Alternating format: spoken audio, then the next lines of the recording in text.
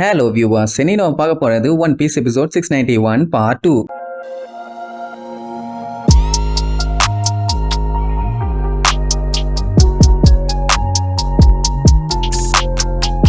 Open பண்ணா போன பாட்டுல அந்த கின்னு எப்படியும் அவனோட ஃப்ரெண்டு காஞ்சிரோவை கண்டுபிடிச்சிட்டான்ல, உடனே சந்தோஷத்துல கட்டி பிடிச்சு குமுறி குமுறி அழுவான். அவன் மன்னிப்பு கேட்பான், ஏன்னா தேவையில்லாம அவனை தேட விட்டுட்டான்ல அதுக்காக. ஆனா எப்படியோ கண்டுபிடிச்சிட்டானே. ஆளு பார்த்தா நல்லா கலர் கோழி மாதிரி கலர் கலரா இருப்பான். அவன் இங்க இருக்கும்போது வினோதமான சம்பவங்கள்லாம் நிறைய நடந்ததுனால அவனுக்கு பீதி ஆயிருச்சு, ஏதாச்சும் ஆயிருமோன்னு. அதனாலதான் சேஃப்டியா செவுத்துக்குள்ள ஒரு இடத்த ரெடி பண்ணி அங்க போய் ஒழிஞ்சுக்கிட்டான். ஆனா திருப்பி அவன் காப்பாத்த இவ்வளவு தூரம் வருவான்னு கொஞ்சம் கூட எதிர்பார்க்கவே இல்லை. ஆக்சுவலா கடைசியா நடந்த சம்பவம் அந்த மொமனோசுகே பையில கப்பல்ல தெரியாம ஏத்தி விட்டதுனால கப்பல் கிளம்பி ஆல்ரெடி அவனுக்கு குழந்தைகளை கடத்துற குரூப் அதுல போய் ஏத்தி விட்டானா. அப்புறம் என்ன ஆகும்? அவனை காப்பாத்த கிளம்பும் போதுதான் திடீர்னு டோஃப்ளமிங்கோட ஆளுங்க எல்லாம் வந்துட்டானுங்க. சோ யாராச்சும் ஒருத்தர் இருந்து சமாளிச்சாதான் மொமனோசுகேவை காப்பாத்த முடியும். அதனால இவன் வில்லனுக்கு கையில மாட்டிக்கிட்டு அந்த கின் பையில அவன் பையனை காப்பாத்த சொல்லி அனுப்பி விட்டுருப்பான். சோ இப்ப எப்படி அவன் பையனையை காப்பாத்தியாச்சு, அவன் ஃப்ரெண்டு காஞ்சிரோவையும் காப்பாத்தியாச்சு. அவனுக்கு இவன் மேல பயங்கரமான நம்பிக்கை. அது மட்டும் இல்லாம என்ன இருந்தாலும் நீ என் ஃப்ரெண்டு தானே, அதனால ரொம்ப ஃபார்மலாலாம் பேசாத, நான் எந்த பிரச்சனையும் இல்லாம நல்லா தான் இருந்தேன்மா. சாப்பாட்டுக்கு அவன் சார்சரி பவரை யூஸ் பண்ணி சாப்பாடை ரெடி பண்ணிடுவானாமா. அப்புறம் மொமனோசுகேவை பத்தி விசாரிப்பான். அவன் நம்ம இங்க இருந்து தப்பிச்சு இப்ப அவனை தான் பார்க்க போறோம், உன்னை பார்க்க வரதுக்குள்ள நிறைய பஞ்சாயத்து நடந்து போச்சு, அதெல்லாம் நம்ம அப்புறம் பொறுமையா உட்காந்து பார்ப்போம், அதுக்கு முன்னாடி இங்க இருந்து கிளம்புற வழியை பார்ப்போம். உடனே சரி ரைட்டு அந்த வேலையை பார்ப்போம்னு கேஷுவலா பேசிக்குவானுங்க. சுத்தி இருக்க எல்லாத்துக்குமே பயங்கர ஷாக்கு.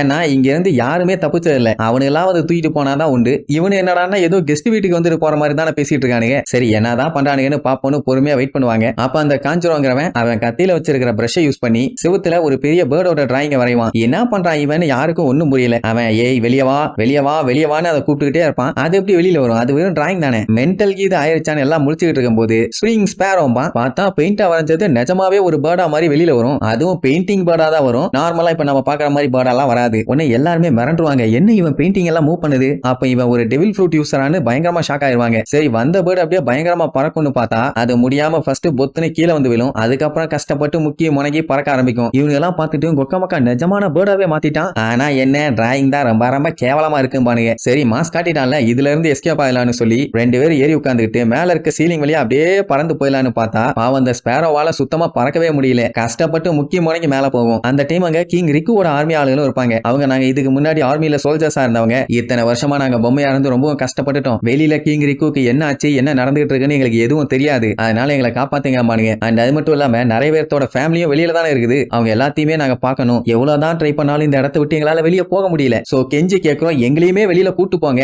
அப்படி இப்படின்னு கதறினவனே, டேய் இதுக்கப்புறம் ஒரு வார்த்தை பேசாதீங்க, நேக்கு என்ன பண்ணும் ஏது பண்ணுன்னு தெரியும், வாய மூடுகிறான்னு சொல்லி அப்படியே படிக்கட்டை வரைஞ்சு விடுவான். தெய்வமே ரொம்ப நன்றி, ஒரு வழியா அந்த நரகத்தை விட்டு நாங்க வெளியே போறோம்னு சொல்லி எல்லாருமே அடிச்சு புடிச்சு மேலே ஏற ஆரம்பிச்சிருவாங்க. என்ன எல்லாத்தையும் கொஞ்சம் வேகமா சீக்கிரமா வெளியே போக சொல்லுவான். ஏன்னா இது ஜஸ்ட் வரைஞ்சிருக்க ஒரு மேஜிக் மட்டும் தான், ஸ்ட்ராங்காலாம் இருக்குன்னு எதிர்பார்க்கவே முடியாது, எப்ப வேணாலும் அத்து விழும்பானா. அட வீணா போனவனே, ஸ்ட்ரெயிட்டா வரைஞ்சிருந்தா நாங்க எப்பவோ போய் சேர்ந்துருப்போம்டா, இப்படி கண்ணா பின்னான்னு காட்டேரி வந்து கடிச்சு விட்ட மாதிரி வரைஞ்சு வச்சிருக்க, எப்படா வேகமா போக முடியும்னு கேட்பான். டேய் கம்ப்ளைண்ட் பண்ணாத, இப்படி கத்திட்டு நீ மேலே ஏறினா கீழே விழுந்து பரலவத்துக்கு மறுபடியும் மேல போயிருவோம், அவனே வாயை மூடிட்டு மேலே போவான். சோ இப்படி இங்க கலவரம் போயிட்டு இருக்கும். அதே நேரம் கேவண்டிஷ் வழியில வர எல்லாத்தையுமே வெட்டி வீசிட்டு அவன் பாட்டுக்கு நிக்காம போய்கிட்டே இருக்கான். அப்படியே அவங்க யாராச்சும் டிஸ்டர்ப் பண்ணணும்னு நினைச்சாங்கன்னா கூட கொலோசியம் ஆர்மியை சேர்ந்தவங்க எல்லாம் பொழந்துக்கிட்டுவாங்க. சோ அப்படி ப்ளூ கில்லி போட்டு எல்லாத்தையும் மிதின்னு மிதிச்சு தள்ளிட்டு இருக்கும் போது டெலிஞ்சர் வந்து அவன் வாயிலேயே ஒரு அடி, அவ்வளவுதான் கண்ணு விளையாடும், பையன் அன்கான்சியஸ் ஆகி பேன்னு கிடப்பான். லூஃபி பார்த்துட்டு கத்திட்டு கிடப்பான், டே லாங் லெக் எந்திரா எந்திரின்னு. ஆனா அவன் எந்திரிக்கிற மாதிரி இல்ல. கேவண்டிஷ் நீ அதெல்லாம் நோட் பண்ணாத, அந்த பஞ்சாயத்தெல்லாம் அவங்க பாத்துக்குவாங்க, நம்ம என்ன ஆனாலும் சரி டோஃப்ளமிங்கோ இருக்க இடத்துக்கு போயே தீரணும். அந்த எடுபட்ட மொல்லமாரியோட ஸ்பீச் எல்லாத்தையுமே நான் முழுசா கேட்டேன்பா.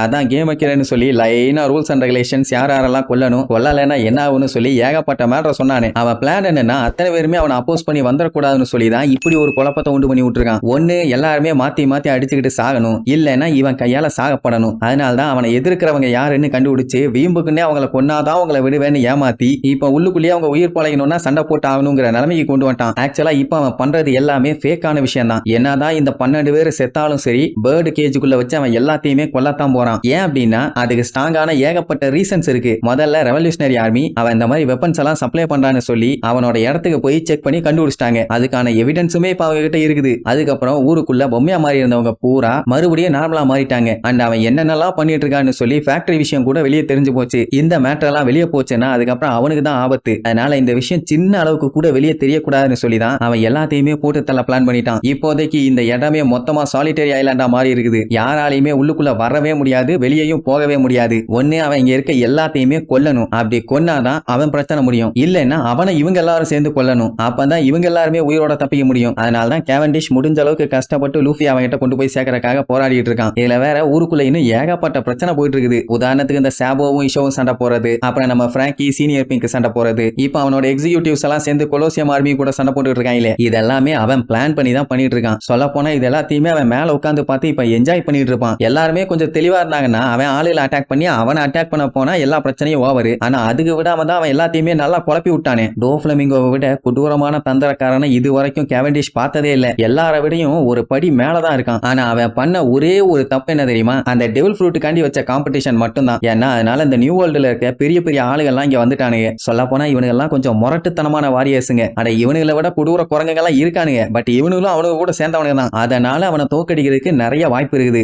என்னானாலும் சரி நான் அந்த டோஃப்ளமிங்கோவை மட்டும் கொல்லாம விட மாட்டேன்னு கேவண்டிஷ் திடீர்னு பொறுப்பெடுத்துக்குவான். உடனே லூஃபி காண்டாயே, என்ன ஒரு ஃப்ளோவா பேசிட்டு போனீங்கன்னா உன் இஷ்டத்துக்கு கடைசியில என்ன போட்டு முடிப்பியா? நான் தாண்டா டோஃப்ளமிங்கோவை போட்டு பொளந்து கட்டுவேன் வேலை கண்ணு ஆவுன குறுக்க பூந்துகிட்டு நொய்யும்பா. உடனே ட்ரஃபால்கர்லாம் இடையில பூந்து நான் தான் பண்ணுவேன்பா, கைரோஸ் இருந்துகிட்டு நான் பண்ணுவேன்பா. இப்படியே மாத்தி அவனை கொல்றதுக்கு போட்டி போட்டுக்கிட்டு இருப்பானுங்க. மொத்தத்துல 4 பேர் இருக்கிற வெறிக்கு டோஃப்ளமிங்கோவை படுக்க போட்டு சொரின்னு சொரிஞ்சு விட்டுவானுங்க போல. கைரோஸ் இது 10 வருஷ பஞ்சாயத்து நான் தீக்காம விட மாட்டேன்பா. ட்ரஃபால்கர்லாம் இது 13 வருஷ பஞ்சாயத்து நான் முடிக்காம விட மாட்டேன்பா. உடனே லூஃபி இடையில பூந்து எனக்கு 30 வருஷம் பஞ்சாயத்துடாமா. கேவண்டிஷ் கேட்டுட்டு அட மாங்கா மலையா, உனக்கு வயசே 30 இல்லையாடா, என்னை விட பொடி பையனி கதையா விட்டுட்டு இருக்க, ஒழுங்கா என் குதிரையை விட்டு இறங்கிரு இல்ல பொலந்துருவேன்பா. உடனே லூஃபியும் போட்டு கத்திட்டு இருப்பானா. அந்த டைமுக்கும் போது ரோடு டெட் ஆயிரும். அதுக்கு மேல வழி இல்ல. உடனே கேவண்டிஷ் அவன் கத்தி வச்சு வெட்டுவான். ஒரு ரூட் உருவாயிரும். இன்னும் கொஞ்சம் தூரம் போனா போதும் 3rd லெவல் போய் சேர்ந்துடலாமாமா. உடனே லூஃபி இருந்துகிட்டு 3rd லெவல்லாம் வேண்டாம், ஸ்ட்ரெயிட்டா 4th லெவல் போம்பா. அப்படியே அவங்க 3rd லெவலுக்கு போய் பார்த்தா ஒரே புகை மண்டலமா இருக்கும். குதிரையும் அதுக்கு மேல மூவ் பண்ணாது.